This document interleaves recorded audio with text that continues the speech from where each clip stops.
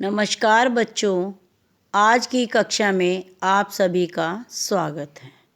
बच्चों, आज की कक्षा में हमारे अध्ययन का विषय आपकी पूरक पुस्तिका भारत की खोज का पाठ 3 सिंधु घाटी सभ्यता है, जिसके कई पार्ट्स हम पढ़ चुके हैं और आज जो है हम इसके पाठ के भाग का अध्ययन करेंगे, जिसका शीर्षक है महाकाव्य इतिहास, परंपरा और मिथिक। तो बच्चों, आइए हम इसका अध्ययन करते हैं। प्राचीन भारत के दो महाकाव्यों रामायण और महाभारत को रूप ग्रहण करने में शायद सदियां लगी होंगी और उनमें बाद में टुकड़े जोड़े जाते रहे। इन ग्रंथों में भारतीय आर्यों के आरंभ के समय का वृतांत है, उनकी विजयों और उस समय के गृह युद्धों का, जब वे अपना विस्तार कर रहे थे और अपनी स्थिति मजबूत कर रहे थे। मुझे इनके अलावा कहीं भी किन्हीं ऐसी पुस्तकों की जानकारी नहीं है जिन्होंने आम जनता के मन पर लगातार इतना व्यापक प्रभाव डाला हो। इतने प्राचीन समय में रची जाने के बावजूद भारतीयों के जीवन पर आज भी इनका जीवन प्रभाव दिखाई पड़ता है। ये दोनों ग्रंथ भारतीय जीवन का अंग बन गए हैं। तो उस समय जो भारत के दो महाकाव्य थे वो रामायण और महाभारत थे, जिनको इस रूप में आने में बहुत अधिक समय लगा और उस समय जो है इनमें आर्यों के आरंभ के समय का वृतांत है। इसके अंतर्गत जो है विजय और गृह युद्धों का भी वर्णन किया गया है और ये उस समय कोई और अन्य ऐसे ग्रंथ नहीं है जिनका व्यापक प्रभाव जो है जनता के मन पर पड़ा हो, अर्थात इनका बहुत अधिक प्रभाव दिखाई पड़ता है और आज भी इनका वही प्रभाव जनता पर दिखता है। इनमें हमें सांस्कृतिक विकास की विभिन्न श्रेणियों के लिए ठेठ भारतीय ढंग से एक साथ सामग्री उपलब्ध है, अर्थात उच्चतम बुद्धिजीवी से लेकर साधारण अनपढ़ अशिक्षित देहाती तक के लिए। इनके द्वारा हमें प्राचीन भारतीयों का वह रहस्य कुछ कुछ समझ में आता है जिससे वे अनेक रूपों में विभाजित और जात पात की ऊंच नीच में बटे समाज को एकजुट रखते थे।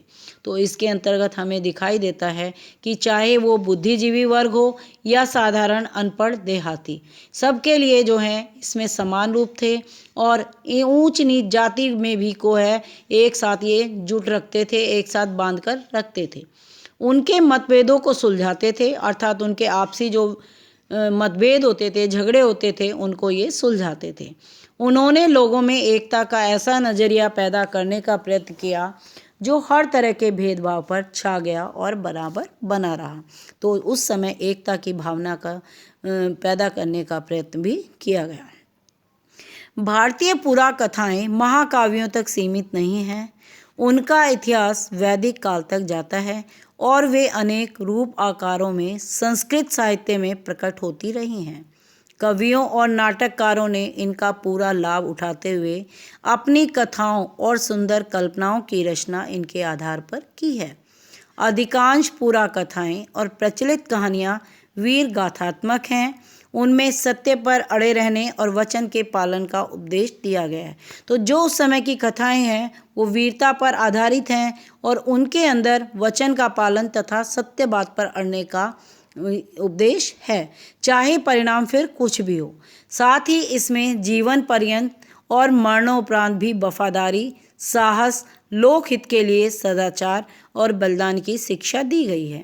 कभी ये कहानियाँ पूर्णतः काल्पनिक होती हैं, अन्यथा इनमें तथ्य और कल्पना आपस में इस प्रकार गुथे रहते हैं कि उन्हें अलग नहीं किया जा सकता। तो कई बार तो ये कथाएं क्या होती हैं, काल्पनिक होती हैं और कई बार ये सत्य प्रतीत होती हैं, लेकिन ये इस तरह जुड़ी होती हैं कि इनको अलग नहीं किया जा सकता। यह सम्मिश्रण काल्पनिक इतिहास का रूप ग्रहण कर लेता है, जो हमें यह भले ही ना बता सके कि निश्चित रूप से क्या घटित हुआ, पर ऐसी बात की सूचना देता है जिसके घटित होने पर लोग विश्वास करते हैं। तो इसके अंदर काल्पनिक क्या है और सत्य क्या है, इस पर विश्वास नहीं हो सकता, लेकिन फिर भी क्या है, लोगों को यह सूचना देता है कि ये जो घटा है ये वास्तव में घटा था। ये घटनाएं वास्तविक हो या काल्पनिक, जीवन में इनकी स्थिति जीवन तत्वों की हो जाती थी, जो उन्हें रोजमर्रा की जिंदगी की एक रास्ता और कुरूप रास्ता से खींचकर उच्चतर क्षेत्रों की ओर ले जाती हैं।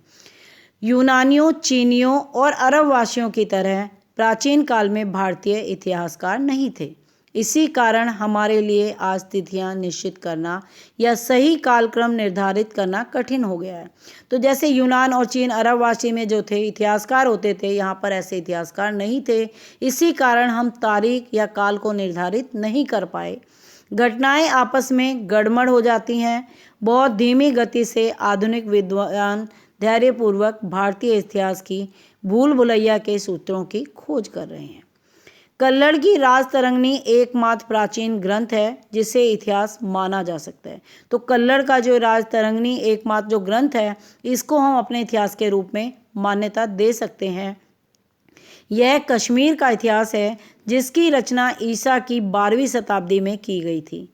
बाकी के लिए हमें महाकाव्यों और अन्य ग्रंथों के कल्पित इतिहास, कुछ समकालीन अभिलेखों, शिलालेखों, कलाकृतियों और इमारतों के अवशेषों, सिक्कों, संस्कृत साहित्य के विशाल संग्रह में सहायता लेनी पड़ती है।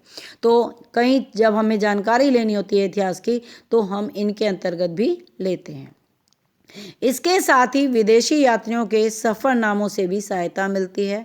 और हमें अपने इतिहास को जानने में किससे सहायता मिलती है? जो विदेशी हमारे यहाँ यात्रा करने आए, विशेष रूप से यूनानियों और चीनियों के कुछ बाद में आने वाले अरबों के विवरणों से।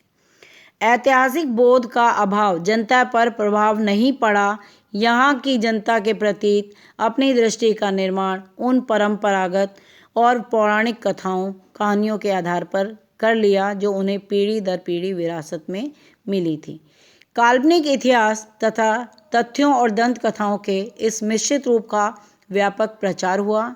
इनसे जनता को एक मजबूत और टिकाऊ सांस्कृतिक पृष्ठभूमि मिली, लेकिन इतिहास की उपेक्षा के कारण हमारे दृष्टिकोण में धुंधलापन पैदा हुआ और जिंदगी से अलगाववाद पैदा हुआ और तथ्यों के बारे में दिमागी उलझन और सहज विश्वास करने की प्रवृत्ति पैदा हुई। तो इसके अंतर्गत बताया है कि किस तरह जो है एक हमारा जनता पर इसका प्रभाव पड़ा, इसका दृष्टिकोण बना और पौराणिक जो कथाएं थी, कहानियां थी, उनके जो आधार पर जो है हमें पता लगा कि ये पीढ़ी दर पीढ़ी विस्तार में हमारे को विरासत में मिलती चली आई। तो बच्चों, आज की कक्षा में हम इतना ही पढ़ते हैं। अगली कक्षा में हम इसका आगे का पाठ पढ़ेंगे। धन्यवाद बच्चों।